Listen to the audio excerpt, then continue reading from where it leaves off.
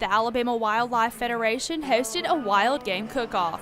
Tim Wood said this event is about more than just enjoying food. It's really all started with just local people getting together, using what they've harvested while they were hunting, and it became fun, so we decided what we'll do is do this all the way around the state.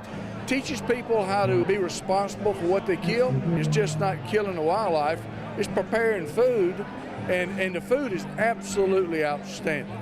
And as you can see, there are people all around me enjoying wild game for dinner tonight at the cook-off, including a few dishes that are a little out of the ordinary.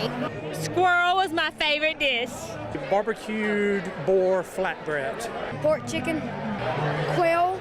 It's a tie between wild hog sausage and some wild turkey 101 banana pudding.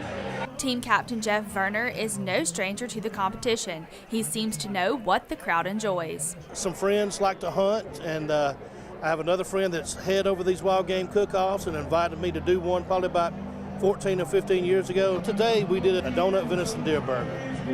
People love it. We give out more of that than we do anything. There are 14 different cook-offs across the state, and Verner says the competition is stiff in Montgomery. You want to win best overall. If you win best overall, you get to go to the state finals, and that's where if you win that, you get $1,000. State finals will be held in August.